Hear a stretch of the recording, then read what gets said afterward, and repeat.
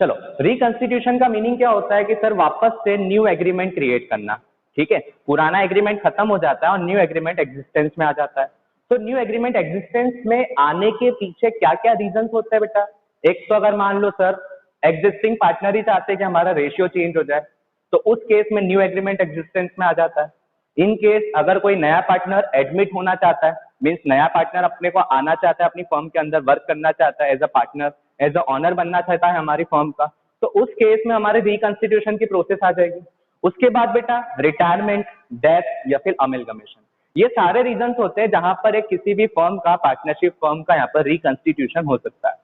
और जब भी रिकंस्टिट्यूशन होता है तो हम लोगों को बेटा, क्योंकि बीइंग अकाउंटेंट हम लोगों को उसके प्रैक्टिकल इफेक्ट्स देने पड़ते हैं, तो एक पूरी प्रोसेस को फॉलो करना पड़ता है। जल्दी जल्दी बताते जाओ बेटा कि उस प्रोसेस में सबसे फर्स्ट चीज आपको क्या करनी पड़ती है? रिकंस्टिट्यूशन की जो फर्स्ट चीज आपको करनी पड़ती है वो क्या करना पड़ती है? Very good, calculation of gaining and sacrificing ratio. ठीक है, सबसे पहले हम लोग कैलकुलेट करते हैं कि हमारी फर्म का गेनिंग पार्टनर कौन है, हमारी फर्म का सेक्रीफाइसिंग पार्टनर कौन है, ताकि आपको ये क्लैरिटी मिल जाए कि किस पार्टनर ने अपना शेयर डिक्रीज करा है, सेक्रीफाइस करा है, और किस पार्टनर ने अपना शेयर इंक्रीज करा है। ये जैसे ही कंप्लीट होता है बेटा, सेकंड स्टेज पे हम लोग क्या एडजस्टमेंट शो करते हैं बेटा? After calculating gaining and sacrificing ratio, जो सेकंड स्टेज पे हमारा क्या कैलकुलेशन आता है? वेरी गुड, कि इन केस सर अगर हमारी फर्म के पास रिकंस्टिट्यूशन तक के या फिर रिकंस्टिट्यूशन के पहले कोई सा जनरल रिजर्व रखा हुआ है, प्रॉफिट एंड लॉस रखा हुआ है, एडवर्टीजमेंट एक्सपेंस रखा हुआ है, या फिर any other deferred revenue expenditures अगर आपके पास अवेलेबल हो, ओल्ड गुडविल अगर आपके पास रखी हुई है, तो उनका ट्रीटमेंट करना पड़ता है। ठीक है, देन थर्ड स्टेज में after treating all these incomes and expenditure which are not distributed और not return of, third adjustment किसका आता है? वेरी गुड, थर्ड एडजस्टमेंट आता है एडजस्टमेंट ऑफ गुडविल का। ठीक है, जो गुडविल हमारे पास रखी हुई है या फिर जो रिकंस्टिट्यूशन के टाइम पे हम लोग जिस गुडविल का रिवैल्यूएशन करते हैं, जिसके बेसिस पे आप कहीं ना कहीं गेनिंग और सेक्रीफाइसिंग पार्टनर्स के बीच में कंपनसेशन शो करते हो। ठीक है, ये रिवैल्यूएशन गुडविल का रोल अपन वैसे आगे देखेंगे, बट ये रिवैल्यूएशन गुडविल का एक छोटा सा रोल अपने को ये समझना है कि ये एक ऐसा मोड है जिसमें सेक्रीफाइसिंग पार्टनर और गेनिंग पार्टनर अपने बीच के जो भी शेयर्स कम ज्यादा हुए हैं ना, उसको एडजस्ट करते हो, ये रिवैल्यूड गुडविल के बेसिस पे। ये तीसरा एडजस्टमेंट कंप्लीट हो जाता है बेटा। फिर नेक्स्ट एडजस्टमेंट क्या आ जाता है अपने पास? After adjusting revalue goodwill, next adjustment will be of revaluation of assets and reassessment of liabilities. और उसका रीजन भी बेटा सिंपल सा समझना है कि सर रिकंस्टिट्यूशन हो रहा है तो सिचुएशन कुछ इस टाइप से है कि हम लोग बेटा ओल्ड पार्टनरशिप को छोड़ के, ठीक है, अगर हम लोग ओल्ड पार्टनरशिप को छोड़ के न्यू पार्टनरशिप में जा रहे हैं, तो मैंने कल भी बोला था बेटा ये तो एक टाइप से अपने लिए दुनिया चेंज करना हो गया, पार्टनर्स के लिए दुनिया चेंज हो रही है, ओल्ड दुनिया उनके लिए और ये न्यू दुनिया है। तो जब भी बेटा न्यू दुनिया में कोई व्यक्ति जाता है तो अपने ओल्ड चीजें जितनी भी रहती है, अगर मान लो एसेट्स, उसने कुछ एसेट्स उसके पास थी 10 लाख रुपीज की, अब हो गई बेटा 12 लाख रुपीज की। अगर उसके पास लाइबिलिटी है 3 लाख रुपीज की, जिसका आखिरी में वैल्यूएशन किया गया तो क्रेडिटर्स मान लेते कि 2 लाख रुपीज में भी रेडी हो गए। तो ऐसी सिचुएशन जहां पे पार्टनर्स या फिर पार्टनर्स से रिलेटेड एसेट्स और लाइबिलिटीज जो फर्म की है बेटा, फर्म की सारी एसेट्स और लाइबिलिटीज के बीच में अगर उनकी वैल्यूएशन करते टाइम कुछ वैल्यूज में अगर प्रॉफिट लॉस होता है तो उसको भी आपको चेक करना पड़ेगा। क्यों चेक करना पड़ेगा? उसका रीजन ये है क्योंकि बेटा अब उनके पास एक न्यू पार्टनरशिप क्रिएट होने जा रही है, और न्यू पार्टनरशिप क्रिएट होने जा रही है तो आने वाले समय में उनका प्रॉफिट शेयरिंग रेशियो भी नया हो जाएगा। ठीक है, अगर न्यू पार्टनरशिप क्रिएट हो रही है तो आने वाले समय में उनका प्रॉफिट शेयरिंग रेशियो में नया हो जाएगा। तो बेटा सारी चीजों को क्योंकि ओल्ड तरीके से ही खत्म कर दे तो ज्यादा बेटर है, या फिर कुछ ना कुछ एक एडजस्टमेंट कर दे तो ज्यादा बेटर है, क्योंकि हम लोगों को पता है बेटा कि हम लोगों को सारी चीजें लीगल वे में मेंटेन करना है। और अकाउंट्स का बेटा एक जो प्रॉपर, जिसको बोल सकते हैं ना हम लोग, अपने अपन ने पढ़ा था क्वालिटेटिव कैरेक्टरिस्टिक्स होता है अकाउंट्स का कि it is reliable in nature. ठीक है, तो रिलायबिलिटी लाने के लिए आपको ट्रू एंड फेयर व्यू तो उसका रखना पड़ेगा। तो इसके लिए बेटा हम लोग क्या करते हैं, हमारे जो एग्जिस्टिंग पार्टनर्स हैं वो यहाँ पर कोशिश ये करते हैं कि किसी न किसी तरीके से आगे चल के अगर हम लोग न्यू पार्टनरशिप बनाने जा रहे हैं तो हमारे जितने भी पुराने एसेट्स और लाइबिलिटीज का वैल्यूएशन करने पर जो भी प्रॉफिट लॉस आ रहा है उसका भी हमको एडजस्टमेंट करना पड़ेगा। उसके बाद नेक्स्ट एडजस्टमेंट काय का आता है बेटा? After adjusting revaluation of assets and liabilities, next adjustment will be of partners capital account। अब बेटा आपने सारी चीजें कंसीडर कर ली है तो आप पता कर लो कि after all the adjustment of reserves, profits, losses, old goodwill, revalued goodwill, revaluation of assets and liabilities, अब आप चेक करोगे कि पार्टनर्स की capital on the date of reconstitution कितनी है। ठीक है, और उसको चेक करने के लिए अपन फंडामेंटल से ही पढ़ते आ रहे हैं कि ये पार्टनर्स कैपिटल अकाउंट का काम यही होता है कि नेट कैपिटल बताई जाती है पार्टनर की आफ्टर ऑल एडजस्टमेंट। तो यहाँ पर बेटा रिकंसिडरेशन करने के बाद हम लोग चेक करते हैं कि पार्टनर्स की न्यू कैपिटल कितनी है, और इसके बाद क्या होता है बेटा, after making partners capital account, after preparing partners capital account, last adjustment will be of balance sheet. ठीक है, सबसे लास्ट में हम लोग बैलेंस शीट प्रिपेयर करते हैं और बैलेंस शीट में अल्टीमेटली निकाल लेते हैं कि पूरी न्यू फर्म का आखिरी में आपके पास एसेट्स कितनी है, न्यू फर्म की आपके पास लाइबिलिटीज कितनी है, कैपिटल कितनी है। अब बेटा देखो, सारे एडजस्टमेंट्स को इकट्ठा ना पढ़ते हुए अपन एक एक एडजस्टमेंट्स को देखते चलते साथ साथ में। सबसे पहले हम लोग चेक करेंगे बेटा calculation of gaining and sacrificing ratio. ठीक है, right the first heading calculation of gaining and sacrificing ratio. अब यहाँ पर बेटा सेक्रीफाइसिंग रेशियो का फॉर्मूला अपने को याद रखना है, sacrificing ratio is equal to old ratio minus new ratio. ठीक है, sacrificing ratio is equal to old ratio of partner minus new ratio of partner. और गेनिंग रेशियो का जो फॉर्मूला है बेटा, gaining ratio is equal to new ratio minus old ratio. Gaining ratio is equal to new ratio minus old ratio. अब इसमें एक note अपने को याद रखना है बेटा, इसको अपन समझते हैं कि ये रेशियो क्या होते हैं एक्चुअल में। नोट अपने को ये याद रखना है कि these ratios are calculated, these ratios are calculated in order to compensate sacrificing partner by the gaining partner।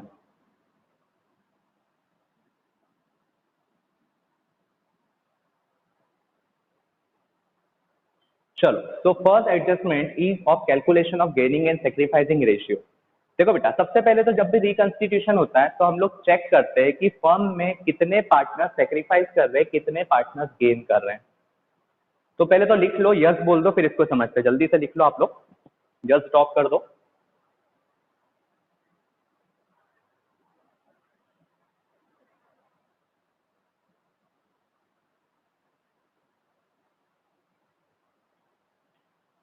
चलो बेटा ठीक है, अब यहाँ पर समझते चलना। देखो, सेक्रीफाइसिंग रेशियो में अगर मान लो बेटा कोई पार्टनर सेक्रीफाइस कर रहा है, ठीक है, कोई अगर पार्टनर सेक्रीफाइस कर रहा है तो उसका ओल्ड रेशियो ज्यादा रहेगा या फिर न्यू रेशियो ज्यादा रहेगा। प्रैक्टिकली सोच के देखना दिमाग में कि अगर कोई पार्टनर सेक्रीफाइस कर रहा है तो उसका ओल्ड रेशियो ज्यादा होगा या फिर न्यू रेशियो। वेरी गुड, उसका ओल्ड रेशियो ज्यादा होगा। तो बेटा हमको अगर पता करना है कि कौन सा पार्टनर सेक्रीफाइस कर रहा है, तो ultimately old ratio will be more and new ratio will be less. तो उसी के बेसिस पे उसका फॉर्मूला बनाओ बेटा कि sacrificing ratio is equal to old ratio minus new ratio. तो आपको पता चल जाएगा कि कितने शेयर से उसका जो है शेयर डिक्रीज हो गया है, उसका ओरिजिनल शेयर जो है कितने परसेंटेज या फिर कितने फ्रैक्शन से उसका ओरिजिनल शेयर डिक्रीज हो गया है। अगर मैं बात करता हूं बेटा गेनिंग रेशियो की, तो गेनिंग रेशियो में सिंपल से वापस सोच के देखें कि गेनिंग रेशियो में कौन ज्यादा होगा, ओल्ड शेयर ज्यादा होगा या फिर न्यू शेयर ज्यादा होगा। वेरी गुड, न्यू शेयर ज्यादा होगा बेटा। तो इसीलिए इसका फॉर्मूला बना हुआ है न्यू माइनस ओल्ड। तो आपको पता चल जाएगा कि न्यू में से अगर ओल्ड माइनस करे तो पता चल जाएगा यहाँ पे कि कितना नया शेयर इसने गेन करा है, कितना नया फ्रैक्शन इसके शेयर में ऐड हुआ है। ठीक है, अब बात ये आती है कि सर दोनों शेयर कहीं ना कहीं आपको ये बताते हैं कि कितना शेयर सेक्रीफाइस करा या फिर कितना शेयर गेन करा है। अब बात यह है कि बेटा दोनों में से कौन सा फॉर्मूला यूज किया जाए, ये बात समझने वाली है बेटा। अब इसको थोड़ा इस तरीके से सोच के चलना, प्रैक्टिकली सोचना कि अगर मान लो मैंने सेक्रीफाइसिंग का फॉर्मूला लगाया और आंसर आ रहा है बेटा पॉजिटिव। ठीक है, मैंने सेक्रीफाइसिंग का फॉर्मूला लगाया और आंसर आ गया पॉजिटिव। पॉजिटिव मतलब 1/5 आ गया। तो ये क्या इंडिकेट कर रहा है कि वो पार्टनर सेक्रीफाइस कर रहा है कि गेन कर रहा है। अगर आंसर आ रहा है 1/5 तो ये क्या इंडिकेट कर रहा है कि पार्टनर सेक्रीफाइस कर रहा है कि गेन कर रहा है। वेरी गुड, वो सेक्रीफाइस कर रहा है। क्योंकि बेटा देखो आंसर कब पॉजिटिव आएगा, जब उसका ओल्ड रेशियो ज्यादा रहेगा, न्यू रेशियो कम रहेगा। ठीक है, आंसर पॉजिटिव कब आएगा, जब उसका ओल्ड रेशियो मतलब जो अपना प्लस का पॉइंट है वो ज्यादा आएगा और नेगेटिव अगर कम आएगा, मतलब न्यू रेशियो अगर कम रहेगा तो आंसर पॉजिटिव आएगा। तो वो डिनोट कर रहा है कि सर ओल्ड ज्यादा था, न्यू कम हो गया, मतलब उस पार्टनर ने कर दिया है सेक्रीफाइस। बट इन केस अगर मान लो बेटा आंसर आ गया नेगेटिव, तो नेगेटिव आने के पीछे दोनों में से कौन ज्यादा हो गया बेटा गलती से, जो आंसर नेगेटिव हो गया। Very good. तो यहाँ पर बेटा देखोगे न्यू रेशियो जो है वो ज्यादा हो गया है, ओल्ड कम हो गया है, तो अल्टीमेटली सर ये इंडिकेट कर रहा है gaining.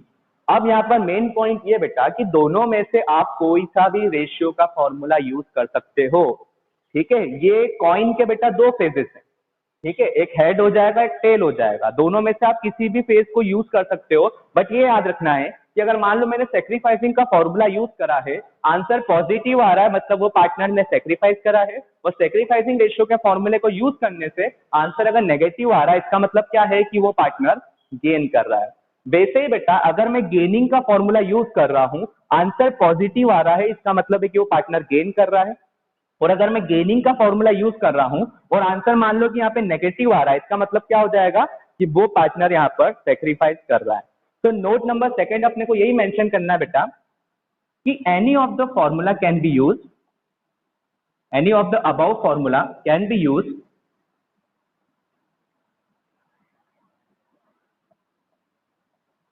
But if answer is positive, it represents in favor, but in case it is opposite, but in case if it is negative, then it represents another ratio.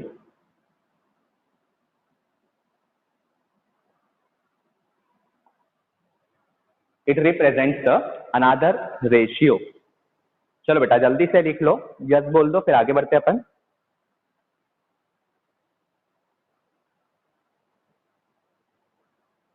बेटा notes बनाते चलना, क्योंकि अब ये जो चैप्टर है ये सीरियस मोड में आपको लेकर आ जाएगा, पार्टनरशिप अब थोड़ी सी डिफिकल्ट होने वाली है। क्वेश्चंस जब अपन कंप्लीट करेंगे तो उसका साइज देखोगे तो आपको समझ में आ जाएगा।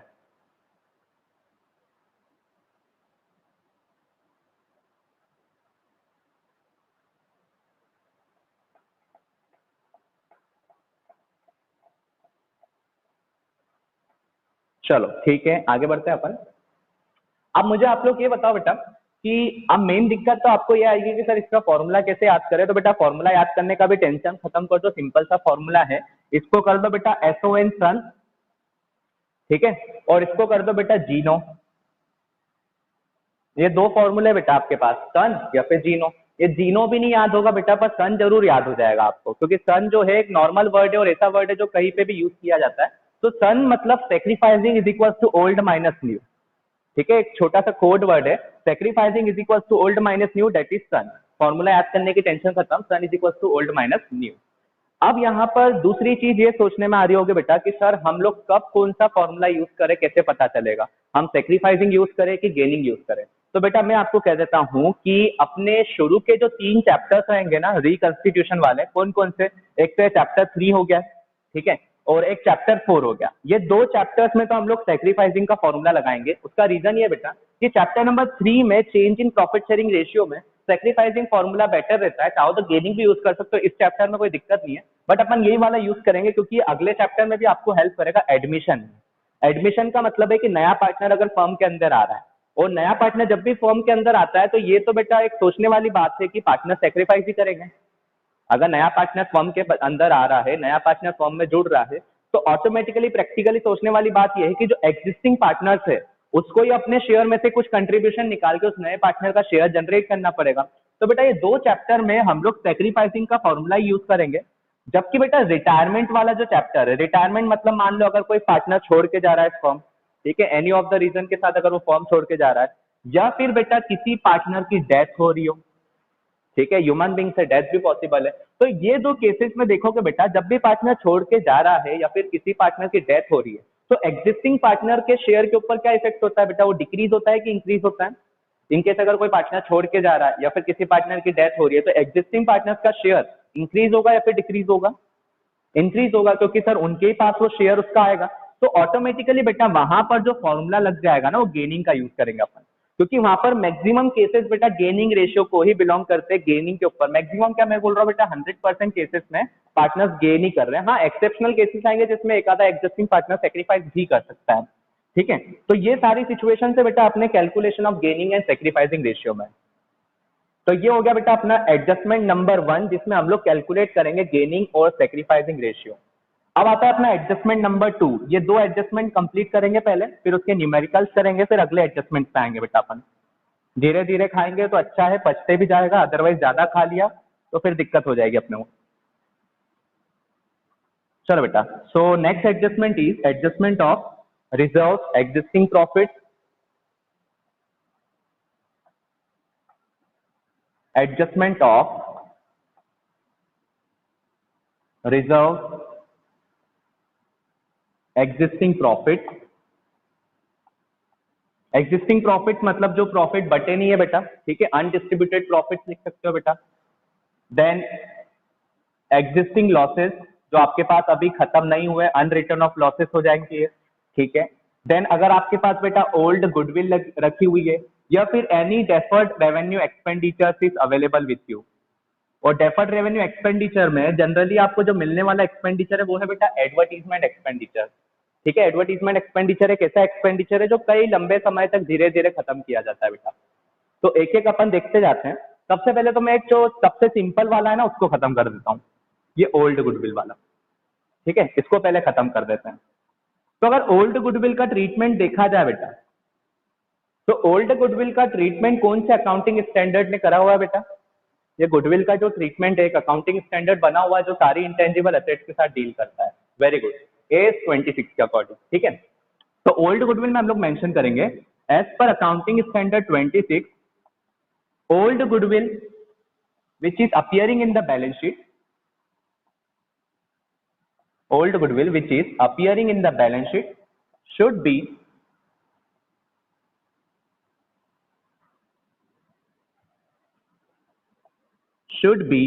written off। अगर आपके पास ओल्ड गुडविल अपीयर हो रही बैलेंस शीट के अंदर, तो उसको आपको खत्म करना, should be return off in old ratio between the existing partners, in old ratio between existing partners. उनका जो ओल्ड प्रॉफिट शेयरिंग रेशियो है उसमें हम लोग खत्म कर देंगे। And entry for writing of the old goodwill will be, क्योंकि बेटा देखो एसेट खत्म हो रही है तो कहीं ना कहीं बेटा पार्टनर्स की कैपिटल भी कम हो जाएगी, क्योंकि हमको तो बैलेंस करके चलना है। तो एसेट जो है बेटा वो खत्म होती है, और एसेट जब डिक्रीज होती है तो हम लोग क्रेडिट कर देते हैं। और जब कैपिटल कम होती है बेटा पार्टनर्स की, तो entry will be partners capital account debit to old goodwill account, ठीक है। Partners capital account debit to old goodwill account, and narration will be being old goodwill written off in old ratio, ठीक है। Being old goodwill is written off in old ratio. चलो write it down.